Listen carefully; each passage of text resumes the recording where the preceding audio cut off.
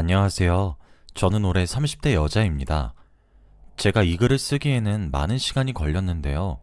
어디에서도 말하지 못한 이야기들을 한번 해보려고 합니다. 다들 저의 이야기를 들으시고 통쾌하시기도 할 거고 충격을 받기도 하실 거예요. 지금은 다 훌훌 털어버렸고 다시 새로운 사람을 만나기 위해서 열심히 살아가고 있어요. 다들 지금 만나는 사람이 운명이라고 믿는다면 저의 글을 읽고 다시 한번 더 생각해 보시는 계기가 되셨으면 합니다. 저는 몇 년 전 7년을 만난 남자친구가 있었어요. 20대 중반의 가장 풋풋한 시기에 만나서 오래 연애를 했습니다.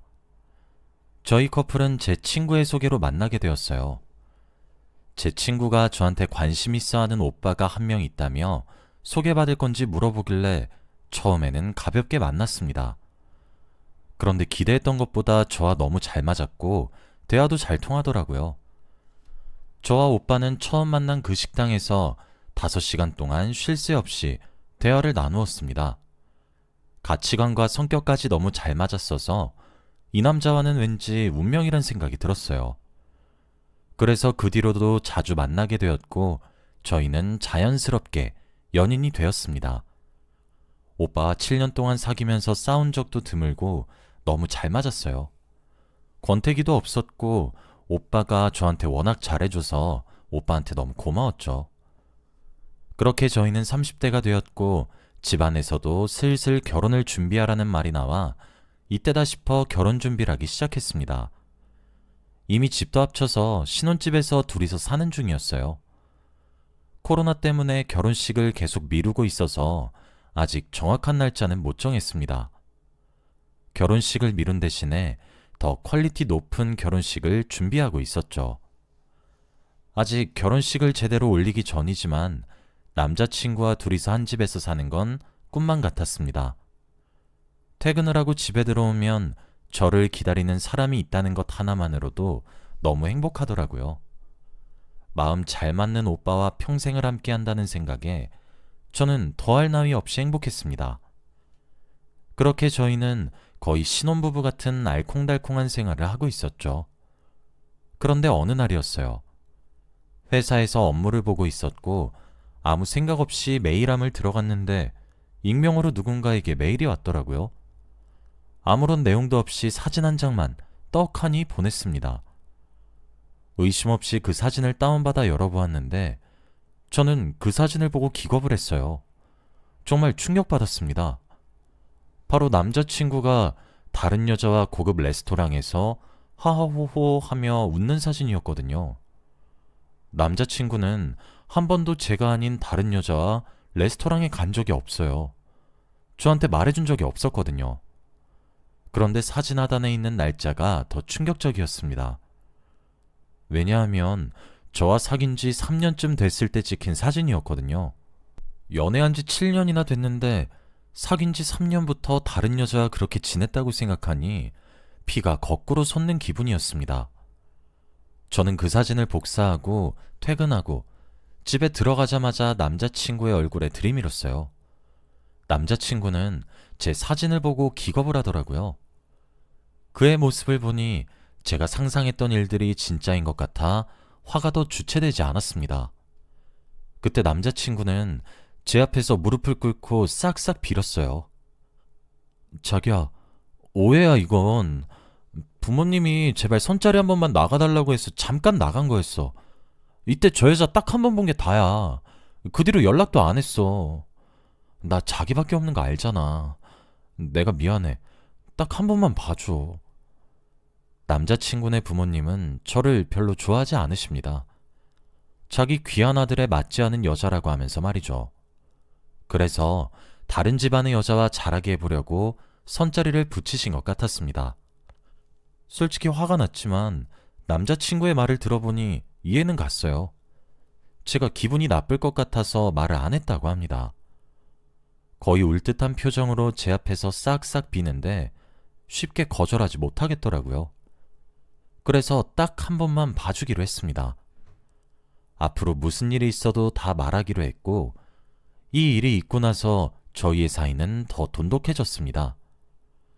오빠는 제가 의심을 하지 않게 전부 다 보여줬고, 제가 물어보지 않아도 어디서 뭘 하는지 다 알려줬죠.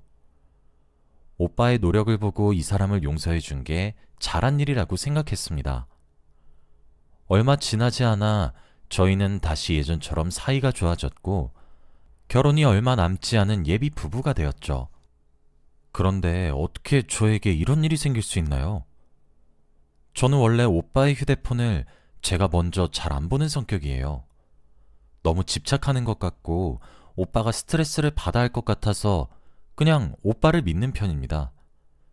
제가 물어보지 않아도 다 알려줘서 딱히 휴대폰 검사를 하지 않죠. 그런데 왠지 그날따라 오빠의 휴대폰이 보고 싶더라고요. 한 번도 이런 적이 없었는데 왠지 오빠의 휴대폰을 보면 무언가 건질 것 같은 기분이었습니다. 그래서 저는 오빠의 휴대폰을 열어보았어요. 비밀번호도 다 알아서 쉽게 열 수 있었죠. 그런데 거기서 충격적인 것을 보게 되었습니다. 저번에 선자리를 가지고 나서 다시는 그 여자를 만나지 않았다고 말했는데 그건 다 거짓말이었어요. 그 여자와 주기적으로 연락 중이었습니다. 그것도 여자친구라고 칭하면서 말이에요. 저와 그 여자 둘이서 보란 듯이 카톡 대화창에 맨 위에 있었습니다. 이미 둘은 술도 먹고 하룻밤도 보낸 사이였어요. 오빠는 저와 그 여자에게 양다리를 걸치고 있었던 것이죠. 온몸에 소름이 돋고 도저히 진정이 되지 않았어요. 어떻게 해야 할지 머릿속으로 생각하고 있는데 그 순간 오빠가 들어왔습니다. 자신의 휴대폰을 보고 화가 나 있는 저를 보더니 상황 파악을 한 것 같더라고요. 그리고 저에게 다가와 제가 그 여자와 대화를 나눈 걸 읽고 있는 걸 봤습니다. 갑자기 대뜸 제 앞에서 무릎을 또 꿇고 싹싹 빌더라고요. 저는 그 모습도 이젠 못 믿었고 더 이상 오빠와 미래를 함께할 수 없었습니다. 저는 자리에서 일어나 짐을 쌌어요. 오빠가 저를 말리며 제발 한 번만 봐달라고 애를 썼지만 제가 그 말을 믿을 리가 있나요? 제가 짐을 싸는 걸 오빠가 막고 있는 게 너무 짜증나서 냅다 뺨을 내리쳤습니다. 그 순간 오빠는 온몸이 굳어버렸고 저는 그 틈을 타 바로 짐을 싼 뒤 신혼집을 나갔죠. 그리고 저는 울면서 친정집으로 갔어요. 배신감이 미친 듯이 들었고 너무 서러웠어요. 친정으로 가니 부모님이 왜 그러냐고 물으셨지만 걱정 끼쳐드리고 싶지 않아서 아무 말 않고 바로 방으로 들어갔어요. 방문을 잠그고 몇 시간이나 펑펑 울었습니다. 저와 사귄 지 3년째부터 그 여자를 만났던 것이니 그럼 그 여자와 4년째 열애 중이라는 거잖아요. 생각을 하면 할수록 납득이 되지 않았습니다. 다른 여자를 만나고 있던 사람과 결혼을 꿈꾸고 있었다니요. 제가 너무 한심하고 그냥 어디론가 도망치고 싶었습니다. 그런데 그날 새벽이었어요. 울다 지쳐 잠에 들었는데 오빠한테서 전화가 오더라고요. 정말 받을까 말까 고민했는데 결국 받았습니다. 무슨 말을 할까 궁금해서 전화를 받았는데 오빠는 의미심장한 말을 했어요. 난 자기가 없으면 내 인생은 살아도 사는 게 아니야. 난 자기밖에 없어. 자기가 없다면 난 차라리 죽는 게 나아. 다음 생엔 꼭 좋은 남자가 될게. 그땐 꼭 만나줘. 한 번만 기회를 준다면 나 다신 안 그럴게. 내 목숨 걸 수 있어. 마지막으로 한 번만 보면 안 될까? 그 순간 무언가 무서운 느낌이 들었어요. 왠지 오빠가 위험한 짓을 벌이고 있는 것 같은 직감이 왔고 저는 무작정 신혼집으로 뛰어갔습니다. 그런데 제 예상처럼 오빠는 나쁜 선택을 시도 중이었고 그 순간 아무것도 보이지 않았고 그저 오빠를 살려야겠다는 생각이 들었습니다. 오빠는 한 번만 기회를 주면 살아보겠다고 했고 저는 고민도 없이 그렇게 하겠다고 했어요. 저의 말을 듣고 오빠는 저에게 왔고 겨우 오빠의 목숨을 살릴 수 있었습니다. 정말 무서워 죽는 줄 알았어요. 그날 이후로부터 오빠는 저한테 다시는 안 그러겠다며 몇 날 며칠을 빌었네요. 다들 바보 같다고 하겠지만 그때는 오빠를 죽게 내버려둘 수 없었어요. 그래서 냅다 다시 한 번 더 기회를 준다고 했던 것이었죠. 저희는 다시 연인이 되었고 결혼을 기다리고 있었어요. 솔직히 저는 예전만큼 오빠에 대한 신뢰는 없었어요. 그저 오빠가 안정적일 때 다시 이야기를 해보려고 했습니다. 겉으로는 오빠와 같은 마음인 척했지만 정작 속으로는 그러지 않았죠. 그렇게 한 달간 살아갔는데 어느 날 다시 메일이 왔어요. 바로 그 익명의 메일 말입니다. 그 사진의 정체는 바로 남자친구가 그 여자와 같이 모텔을 가는 사진이었습니다. 그런데 한 장이 아니었어요. 전부 다 다른 날에 찍은 사진이었죠. 둘은 매일 같은 모텔에 같은 호실로 들어갔고 누군가 그걸 찍어서 저에게 보내준 겁니다. 그런데 더 충격적인 건 따로 있었어요. 저에게 그 여자와의 관계가 들키고 정리하겠다고 했던 그 한 달 동안에도 모텔을 갔더라고요. 아무 일도 없었다는 듯이 말입니다. 그 사진들을 보고 저는 도저히 제정신으로 살 수 없었어요. 그날은 사진뿐만 아니라 그 여자의 인적사항도 메일로 보냈더라고요. 이름과 다니고 있는 직장, 그리고 전화번호까지 말이죠. 남자친구와 같은 회사에 다니는 동료 직원이었습니다. 저는 바로 회사에서 반차를 냈고 그 여자에게 연락을 해서 만나자고 했어요. 당연히 결혼할 여자가 있는 걸 알면서도 들이대는 정신나간 여자인 줄 알았습니다.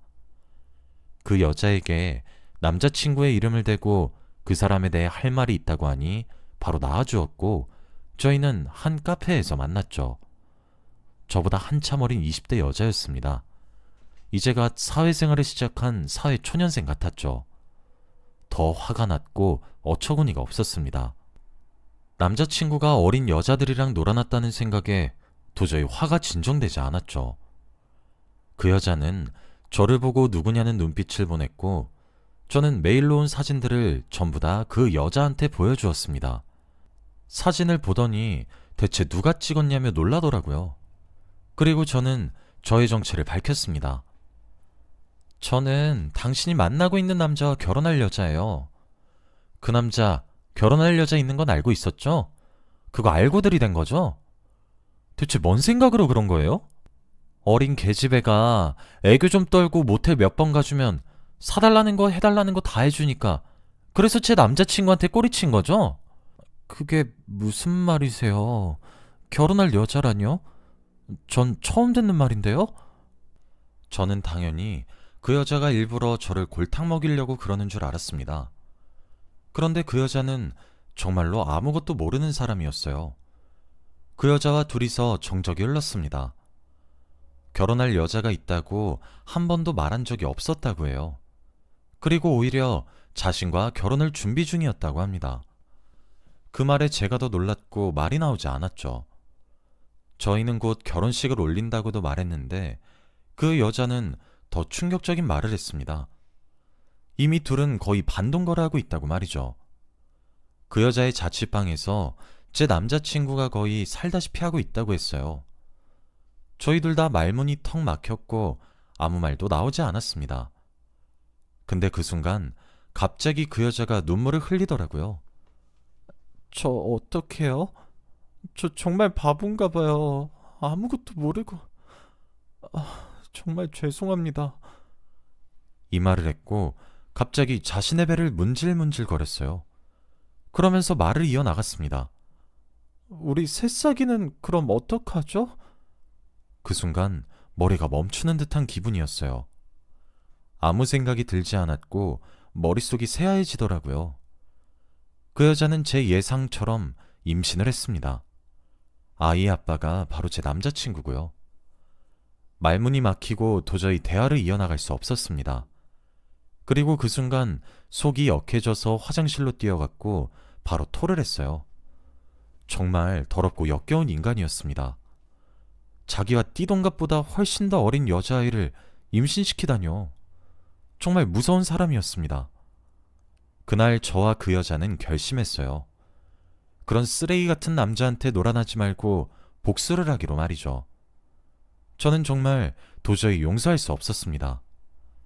그 여자도 복수하고 싶다고 했고 저희는 계획을 세웠죠. 그렇게 저와 그 여자는 남자친구 몰래 연락을 주고받았고 본격적으로 계획을 시작했습니다. 저는 남자친구한테 결혼하기 전에 연애 감정을 느껴보자고 꼬셨어요. 그러면서 모텔로 데려갔습니다.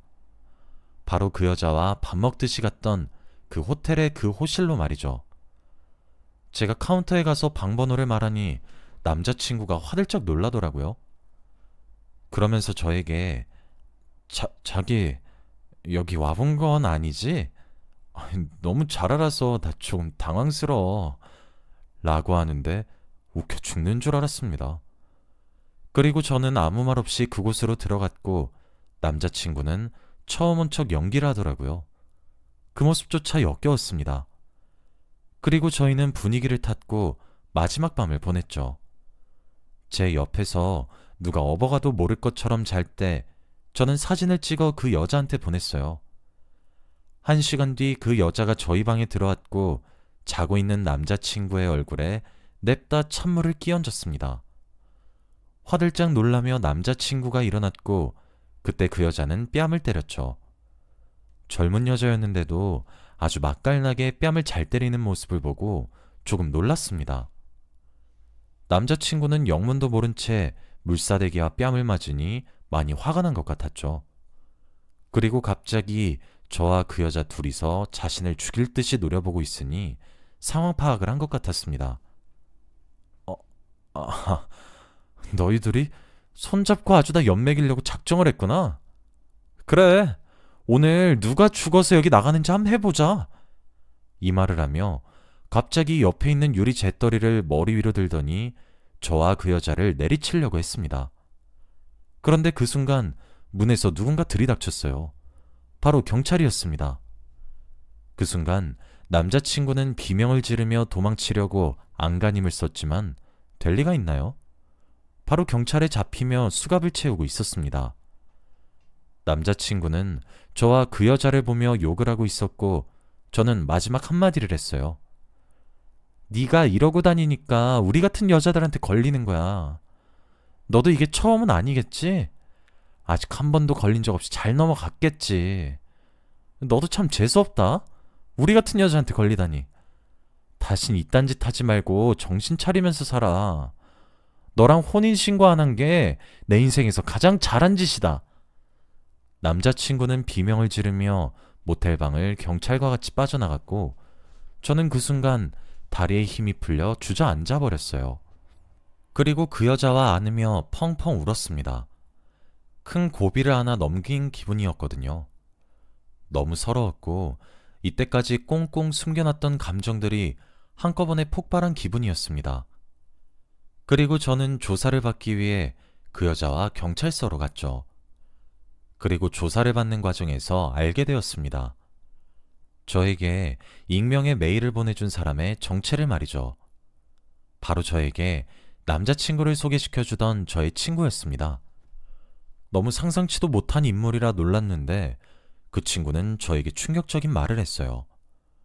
우연히 식당에 가서 제 남자친구가 다른 여자와 데이트라는 걸 봤고 그때 남자친구와 마주쳤대요. 그런데 그 사실을 저에게 알리면 자신이 무슨 짓을 할지 모른다고 했답니다. 그리고 자기뿐만 아니라 자기 가족들까지 위협을 한다고 하면서요.